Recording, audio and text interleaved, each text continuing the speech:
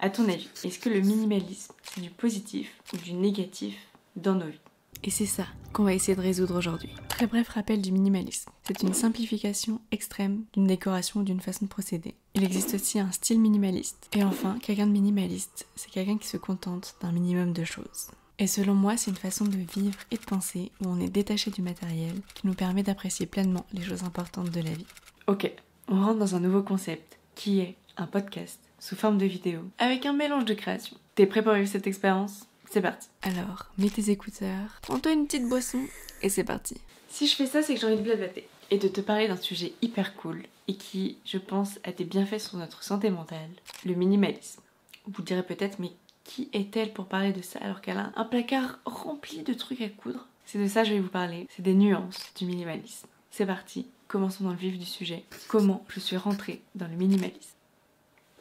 Les guillemets sont nécessaires. Pour remettre dans le contexte, il y a 5-6 ans, je suis devenue végétarienne / végane et je ne connaissais absolument rien du tout à ce sujet, donc j'ai fait des millions de recherches. Et en faisant mes recherches, je me suis rendu compte qu'il y avait énormément de produits cosmétiques, de produits ménagers qui étaient testés sur les animaux et donc je ne savais pas du tout, mais pas du tout comment faire pour parer à ça. C'est pour ça que j'achetais plus rien. Et du coup, je me suis retrouvée avec plus de make-up, plus de déo, plus de démêlant pour les cheveux, plus de parfum. Et donc j'ai vécu un moment avec un pauvre savon de Marseille dans ma douche. Je n'avais plus rien par choix, mais rien à voir avec le matériel. En plus, ce qui était plutôt pratique, c'est que j'habitais à Paris, 18 mètres carrés. Le minimalisme est plutôt essentiel, je pense, dans ce genre d'environnement. T'as pas d'objets superflus, t'as pas de petits objets inutiles que tu peux faire avec des fois juste un couteau, un épluche-légumes classique, simple. Donc voilà, me voilà à Paris dans 18 mètres carrés en découvrant petit à petit le minimalisme. Et honnêtement, je me sentais bien dans mon appartement. J'imagine que tu connais le grand ménage de printemps où tu vides tous les placards que t'as chez toi, que tu fais un énorme tri et tu te sens bien après ça, t'as l'impression de t'enlever un poids qui était sur toi. Et c'est la même sensation que j'ai eue au fur et à mesure de mes découvertes du minimalisme. Alors à ton avis, dans quel milieu de ta vie ça se met en place ? Eh bien tout simplement, un peu dans tout ce que t'as envie. Dans ta vie, ça se manifeste dans plusieurs milieux, c'est-à-dire que personnellement dans la cuisine, on n'a pas énormément d'objets. C'est dur de faire un podcast et de parler pendant longtemps d'un sujet sans qu'il y ait personne qui te relance avec des questions.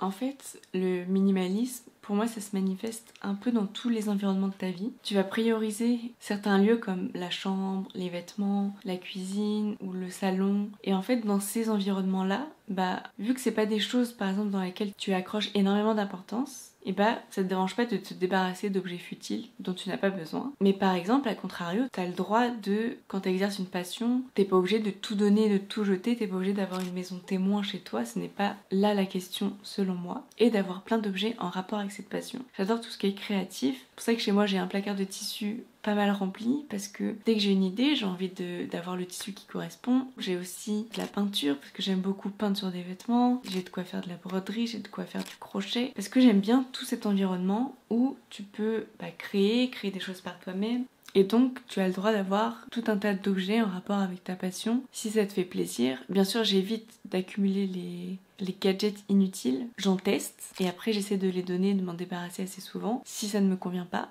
Il y a un autre point aussi que je voulais relier à ça, c'est tout ce qui est acheter d'occasion, acheter à Emmaüs. En tant que grande consommatrice d'occasion, d'objets hyper pas chers, accessibles hyper facilement. Mais en fait, ce qui est hyper dur, c'est que quand tu vas dans un Emmaüs et que tout est à 1, 2 ou 3 euros, tu dis ça pourrait être sympa, tu vois.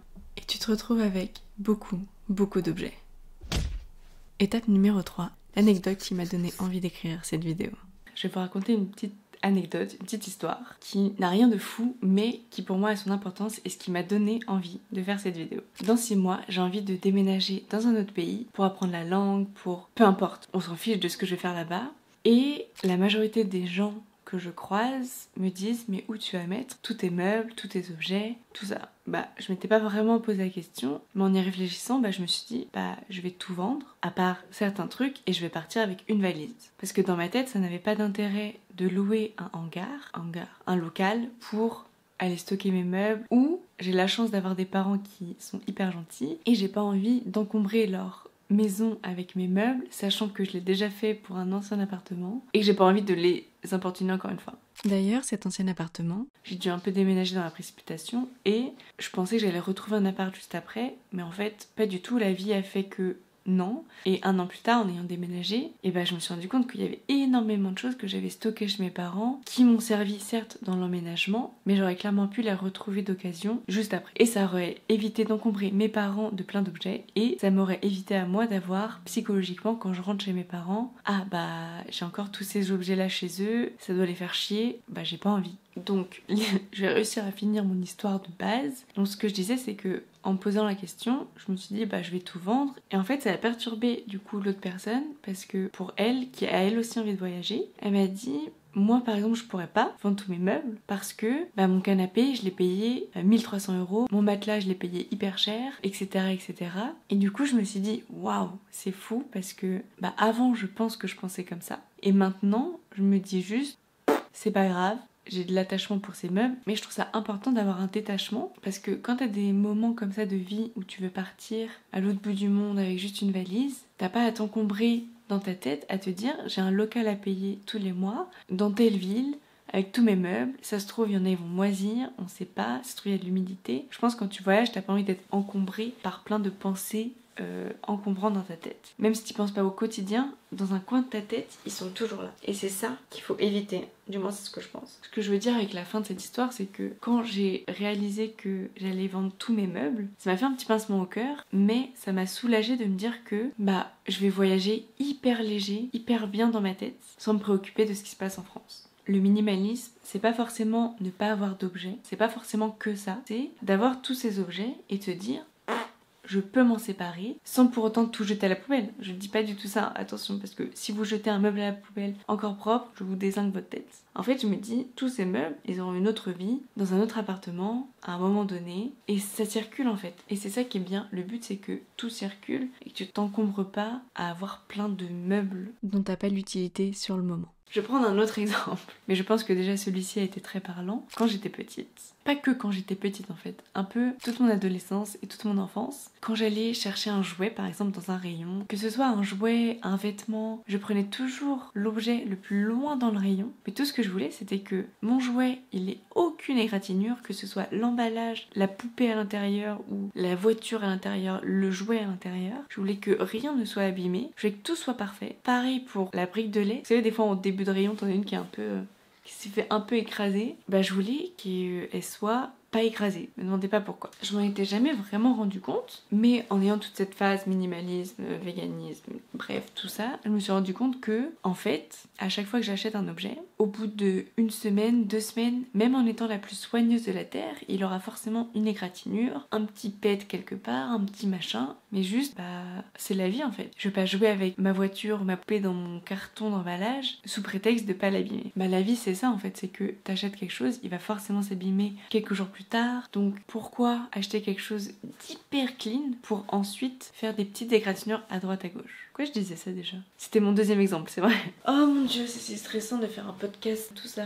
Ces 2 exemples, le fait de se détacher de ces meubles, le fait de se détacher de la qualité visuelle, le fait de se détacher de ces 2 choses et de se dire que c'est un meuble, c'est qu'un objet, c'est qu'une égratignure, et en fait, ça soulage d'un poids. Moi qui suis une personne assez stressée de nature, personnellement, moi ça m'a enlevé un poids que je m'étais mis bêtement. Donc à quoi ça sert qu'il soit absolument neuf quand tu l'achètes sans aucune égratignure? Pourquoi donc ne pas l'acheter directement d'occasion, avec déjà son lot d'égratignures? Voire pas du tout. Voilà, c'est fini, non? J'espère que vous comprenez le message global de ce que j'essaie de dire. La première question du début, c'était est-ce que pour toi c'est positif ou c'est négatif dans la vie en général? Selon moi, c'est positif, tout simplement parce que ça fait du bien à notre santé mentale. Ça nous décharge de pression bête qu'on se met tout seul. Et à la rigueur, pour moi, le côté qui peut être négatif, c'est d'être dans le trop et de, par exemple, te brader dans sa créativité ou dans son activité qu'on aime, de se dire je vais utiliser qu'une bobine de fil, je vais utiliser que ça, que si. C'est comme si t'adorais les jeux vidéo et que tu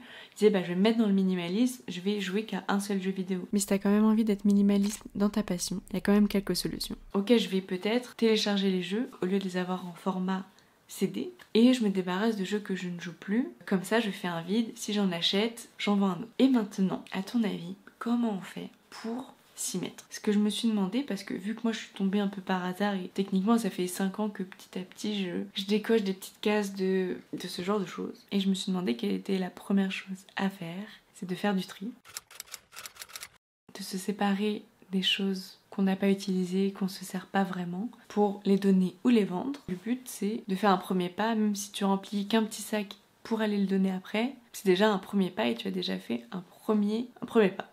Il n'y a pas d'autre phrase à dire. Ensuite, ça c'est hyper classique, c'est hyper cliché, c'est avant d'acheter, se demander est-ce qu'on en a besoin. Personnellement ça prend du temps, ça m'arrive encore d'acheter sous un coup impulsif. J'ai expérimenté un nouveau truc sans m'en rendre compte. En fait avec Loïc, on a été à Emma à Amsterdam, parce qu'on s'est dit c'est rigolo, peut-être il y a des nouvelles choses. Et d'ailleurs il était immense. Il y avait même un rayon bouffe, restauration, j'ai pas compris. On arrive rayon papeterie et moi je suis une grande fan de papier, crayon, tout ça. Et j'avais envie d'acheter des feuilles, vous savez un peu Bristol. Et je trouve les seules feuilles qui ont des trous, c'était parfait. Mais en fait elles étaient trop grandes et du coup je me dis vas-y je les prends, je vais les couper en deux. En me baladant dans le rayon, je me suis dit en fait c'est pas exactement ce que je veux. Pourquoi est-ce que je l'achèterais? Ce serait peut-être mieux que j'attende d'avoir les feuilles que je veux. Donc je les ai reposées et je me suis sentie très bien. J'avais vraiment pas besoin de ces feuilles achetées neuves du coup. C'était vraiment un achat compulsif. Et ce qui est rigolo, c'est que le lendemain, on est allé à Emmaüs, j'ai trouvé les feuilles que je voulais. La morale, c'est de toujours un peu attendre ou au pire, tu te balades dans le rayon et tu te redemandes si tu le veux vraiment. Ça, c'est une nouvelle astuce qu'on a découvert. Ensuite, le troisième conseil que je peux te donner, c'est d'acheter d'occasion. T'auras, je pense, moins d'attachement ou t'auras moins de peine à te dire j'ai dépensé tant d'argent dans cette chose. Tu te sentiras moins coupable de donner ou de vendre des objets que tu as achetés toi-même d'occasion. Ça part en cacahuète ce podcast, je suis désolée. Je suis la pire personne qui raconte les histoires.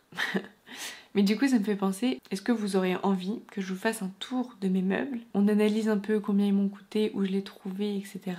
Comment je l'ai construit, ou on l'a construit parce que j'ai pas non plus construit tous les meubles de cette maison. Comme ça vous donnera des astuces pour où les trouver, quoi faire, les matériaux, tout ça. Surtout que c'est la rentrée et qu'on a besoin de meubler souvent son appartement. Est-ce que je peux vous raconter une dernière anecdote? Vous vous souvenez qu'au tout début, je vous parlais du fait que j'avais même plus de cosmétiques tellement je savais pas quoi faire. Le fait d'avoir passé, je pense, peut-être près d'une année à avoir qu'un vieux savon de Marseille, eh bien ça fait que je me suis détachée du parfum. Mais vraiment le parfum dans tout. Par exemple, maintenant, je ne supporte pas de me doucher avec un gel douche qui a une odeur. Je trouve ça horrible. Maintenant, sentir du parfum, ça m'agresse le nez, alors qu'avant, avant j'étais en mode oh, j'adore ce parfum, oh waouh, qu'est-ce que tu sens bon. Bon, ça permet de te passer d'objets futiles, parce qu'en soi, on n'a pas besoin de sentir bon du matin au soir. Et bien sûr, ça marche sur tout un tas d'autres objets futiles qu'on n'a pas réellement besoin et dont lesquels on peut se passer. J'arrive pas à parler, je suis désolée, en cette fin de vidéo c'est compliqué. Écoutez, je vais arrêter de blablater. J'espère que c'était sympa pour une première, honnêtement. Et écoutez, j'aimerais bien filmer du coup une autre vidéo pour parler de mes meubles d'occasion, pour faire un peu un update. Ça fait un peu un haul. J'ai dit que je ferais pas de haul, mais c'est pas un haul, c'est un haul pour la bonne cause. Putain, un haul de meubles, ça existe ça? Enfin voilà, détachez-vous de vos objets, on s'en bat les races. Et j'espère que vous aussi vous allez réussir à vous détacher de vos meubles et de vos objets inutiles pour libérer votre cerveau et vous faire du bien mentalement. À force de faire des trucs et me détacher de tout et de me dire qu'on s'en fiche, rien n'est vraiment grave, je ne serai plus stressée et j'arrêterai de suffoquer à chacune de mes vidéos. Et bien tout ce que j'ai à vous dire c'est à bientôt pour une prochaine vidéo. Bye. C'est pas l'outro de quelqu'un d'autre ça? À bientôt pour une autre vidéo. Bye. Je sais pas qui c'est, si vous savez.